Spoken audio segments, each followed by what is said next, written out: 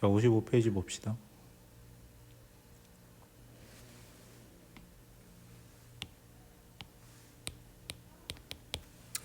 자, 다시 우리나라와 일본어로 넘어갔는데 우리나라는 간단하게 설명할 수 있어요.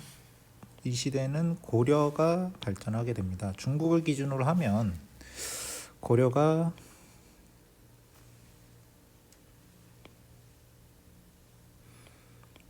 (918년에) 세워져서 1392년까지 존속을 하는데, 중국 기준으로는 당나라가 망하고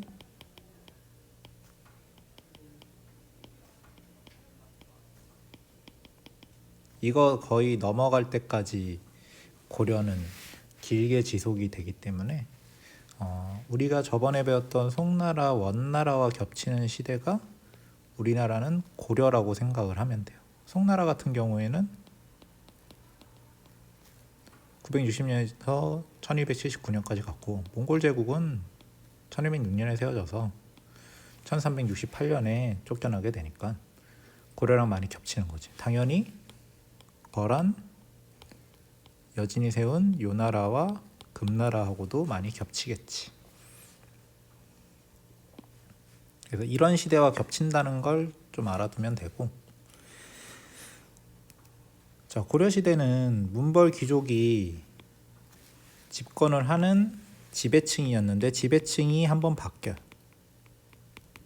무신정변으로 몰락하게 되지. 무신정변으로 문벌 귀족이 몰락하고 난 다음에는 무신들이 권력을 잡게 돼. 지배층이 바뀐 거예요. 얘네는 왕조는 안 바뀌었는데. 그 다음에 무신정권이 무너진 다음에는 원나라의 간섭을 받았다. 그지? 몽골의 침입을 이 시기에 받았기 때문에 나중에 망하진 않았지만 원나라의 간섭을 받았고, 원나라가 약해진 다음에는 혼란스러워져서 약해진 다음에는 국민왕의 개혁이 시도되었다. 뭐 이런 정도로 알고 있으면 되고, 자, 일본의 변화에 대해서 좀 알 필요가 있지. 일본은 이 시대가 헤이안 시대와 가마쿠라 막부로 넘어가던 시대예요. 그러니까 이게 연표를 볼 필요가 있는데, 여기 보면은 선생님이 연표를 좀 그려놨어. 여기 보면은 각 국가가 이제 한반도와 중국과 일본이 각자 겹치는 시대를 보면 되는데,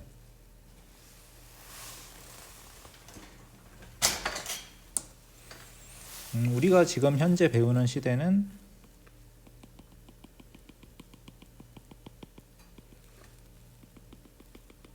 요 시대라고 보면 되겠지. 그치? 겹치는 시대가. 그래서 중국에서 송나라, 원나라 이렇게 배우고, 북방에는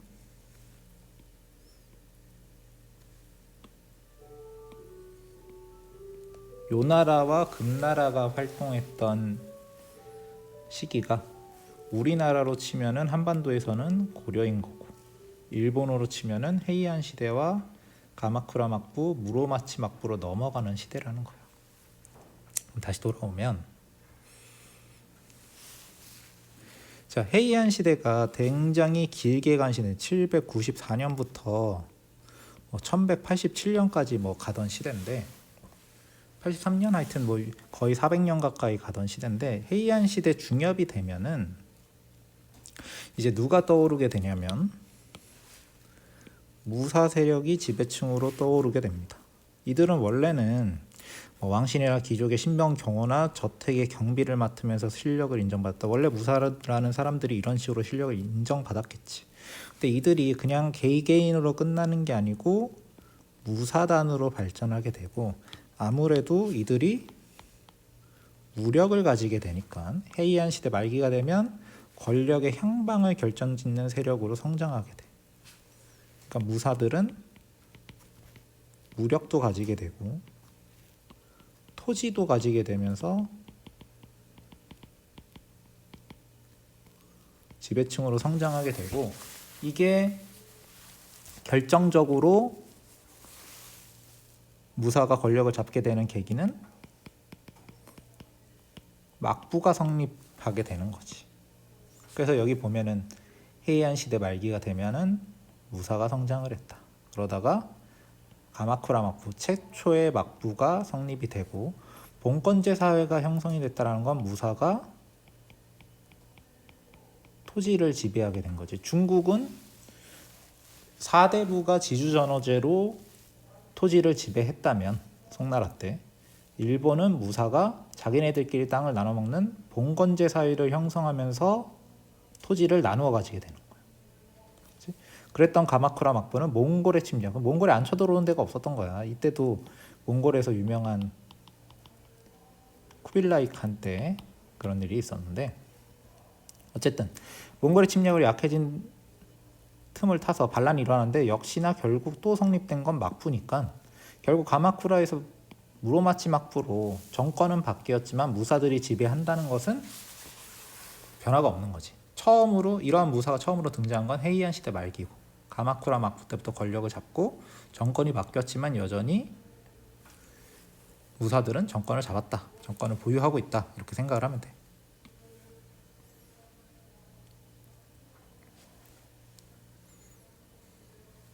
자, 그래서 여기서 보듯이 먼저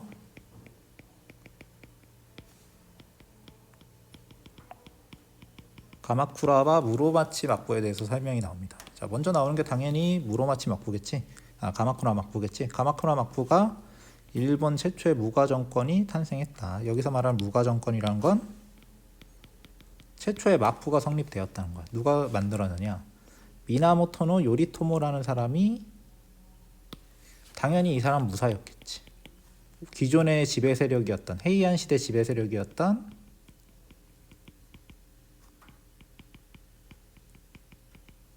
귀족 세력을 제압하고 자기네 정권을 세운 거야, 막부. 자, 그래서 막부를 세웠기 때문에 이 사람 밑에도 무사가 많았기 때문에 무사의 토지 지배권은 당연히 보장을 하고, 이런 것들을 본건제라고 얘기하고, 치안 유지와 장원 관리를 자신의 지위에 있는 무사에게 맡겼다. 역시 본건제라고 얘기할 수 있지. 일본의 본건제. 무사들에게 땅을 나눠준 거지. 누가? 막부를 세운 미나모토노 요리토모가. 자, 근데 얘네가 특이한 거는 정권을 잡았지만 최고 자리는 여전히 상징적이지만 천황이 남아있는 상태인 거야. 그러니까 이게 특이한 거예요. 천황을 쫓아냈어도 되는데 상징적 존재. 하지만 천황은 살아있어. 천황은 나라 시대,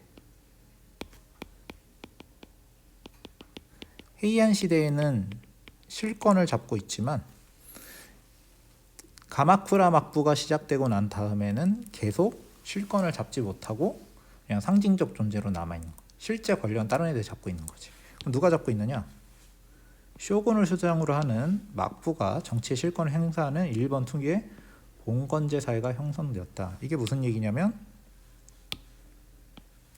자, 미나모토노 요리토모가 쇼군이 되는 거고, 봉건제 사회라는 것은 다시 한번 얘기하지만 무사의 토지 지배권을 보장하고 치안 유지 장원 관리를 무사들이 맡는 형국을 봉건제 사회라고 얘기하는 거지.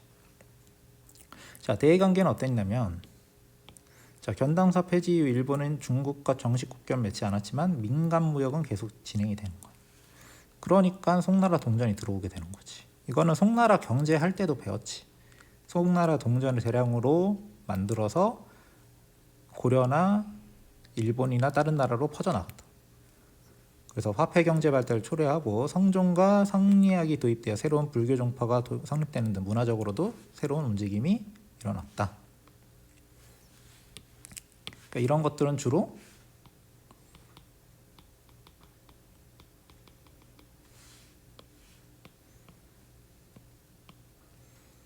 그지? 송나라 동전이 들어왔다, 선종과 이런 것들이 들어왔다. 다 가마쿠라 막부 시대에 주로 일어난 일들이야.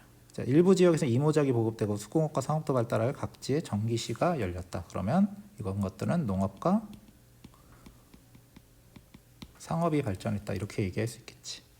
자, 가마쿠라 막부는 13세기 후반 두 차례에 걸쳐 일어난 원의 침입을 막아내는 과정에서 쇠퇴하였다. 혼란스러운 전국이 이어졌고 14세기 초 아시카가 다카우지가 교토에서 무로마치 막부를 열었다. 이렇게 전개가 됩니다. 그래서 여기 보면은 몽골의 침략 이 부분을 보는 게 좀 중요하겠지. 두 번이나 원정을 해. 1차 원정, 2차 원정인데 여기 보면은 연도가 1차 침략은 1274년이야.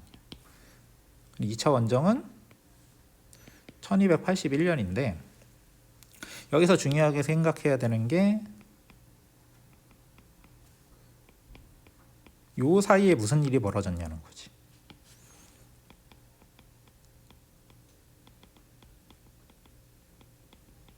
(1279년에) 남송이 멸망하면서 약간 성격이 변화하게 돼.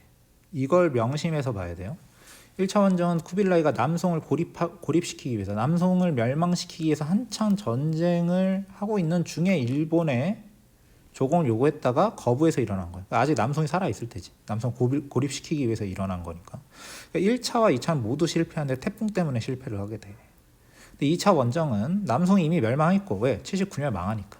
쿠빌라이가 일본을 복속시키는 동시에 항복한 남송군을 이주시키기 위해 이루어졌다. 그러니까 1차 원정과 2차 원정 사이에 남송이 망해버린 거죠. 이런 것들을 좀 볼 필요가 있어. 근데 둘 다 태풍으로 실패했다. 그러니까 싸워서는 못 이기는 나라인데 태풍 덕분에 이겼단 말이야. 그럼 일본 사람은 어떤 생각하게 되냐면 신이 자기네들을 도왔다고 생각하는 거예요. 그래서 무슨 사상이 생겼냐? 일본 애들은 신국 사상이라는 게 생겨. 그러니까 태풍 때문에 자기네들이 못 이길 걸 이겼어. 신의 바람이라고 불렀고, 일본은 신의 가호를 받는 나라라는 사상이 퍼진 거지. 자, 두 번째는 이게 가마쿠라 막부식인데,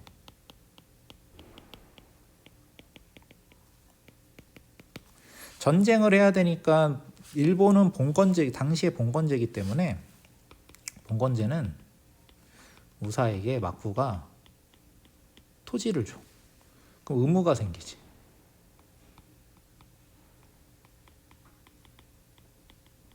군대를 동원할 의무가 생겨요. 무사는 마치 아예 다른 제도지만 뭐랑 비슷하다고 생각하면 되냐면 당나라 부병제를 생각해봐. 당나라 부병제는 백성들에게 토지를 지급하지. 대신에 와서 군대에 와서 싸우라는 얘기잖아. 마찬가지로 무사들에게 많은 토지를 줘. 왜 토지를 주냐? 전쟁 나면 막부를 도와서 전쟁하라는 거야. 근데 지금 몽골이랑 싸우게 됐잖아. 그래서 무사들이 전쟁에 동원이 돼요. 근데 전쟁을 하다 보면 돈이 많이 드는데 보상을 제대로 못 받았어. 그리고 1차 원정, 2차 원정으로 중국이 더 이상 일본을 쳐들어오진 않지만 일본 입장에서는 생각해보면 한 번 쳐들어오고 두 번 쳐들어오면 세 번째도 있을 수 있잖아. 그러니까 혹시나 쳐들어올 수도 있으니까 계속 대기를 시켜놓는단 말이야, 군대를. 군역 부담이 너무 과중한 거지. 왜냐면 싸우는 데는 여기인데 일본도 나라가 크단 말이야. 그럼 저 멀리서 막 와야 되는데 비용이 많이 든단 말이지. 그래서 경제적으로 궁핍해졌고 무사들이 많이 몰락하지 않았어도 자기네들 비용이 너무 많이 드니까 막부에 불만이 생기게 돼. 그래서 막부가 흔들리게 되는 거지. 그런 결과로 여기 보면 이렇게 나와 있는 거야. 원나라의 침입을 막아내는 과정에서 쇠퇴했다. 왜? 아까 얘기했듯이 무사들이 궁핍화됐기 때문에. 그래서 결국 가마쿠라 막부는 더 이상 버티지 못하고 무로마치 막부 시대가 열린다는 거지. 이런 식으로 전개가 됩니다. 자, 이거를 좀 이 시대의 전개 과정을 연표를 보면서 좀 엮어가면서 생각을 해보자면, 오늘 송나라 때부터 거슬러 올라가서, 자, 당나라가 망하지. 뭐 때문에? 절도사가 너무 세력을 많이 가져서. 그래서 절도사들이 자기네들끼리 세력을 나눠서 나라가 5대 19로 갈라진 게 송나라로 통일이 됐어. 송나라는 이건 복습이에요. 절도사의 힘을 약화시키고 문치주의를 펼치지. 대신에 국방력이 약해졌기 때문에 이 나라의 침략을 많이 받게 됐고, 나중에는 금나라의 침략을 받아서 남쪽으로 쫓겨나지. 남송이 때. 근데 이 금나라와 남송까지 모두 정벌을 하게 된 나라가 몽골이고, 몽골은 나라 이름을 원나라로 바꿔서 통치를 하게 됩니다. 근데 이 원나라가 중국만 쳐들어간 게 아니고 고려도 쳐들어가고 가마쿠라 막부도 쳐들어가게 된단 말이에요. 당시 가마쿠라 막부는 어떤 상황으로 나타났냐면 헤이안 시대 말기에 무사의 힘이 강해져서 무사 정권으로 성립된 게 이 가마쿠라 막부예요. 근데 이 가마쿠라 막부가 원나라의 침을 받았는데 태풍 덕분에 승리를 하게 되지. 그래서 신국 의식이 생겼지만 무사 세력이 약해지고 궁핍화됐기 때문에 불만이 많아져서, 그지? 더 이상 무사 정권인 가마쿠라 막부를 전국에 있는 무사들이 떠받들어주지 못하는 거야. 그래서 가마쿠라 막부가 멸망하고 새로운 정권이 생기는데 여전히 지방이나 뭐 대세는 무사들에게 넘어갔기 때문에 그래봤자 새로 생기는 게 무로마치 막부가 되는 거지.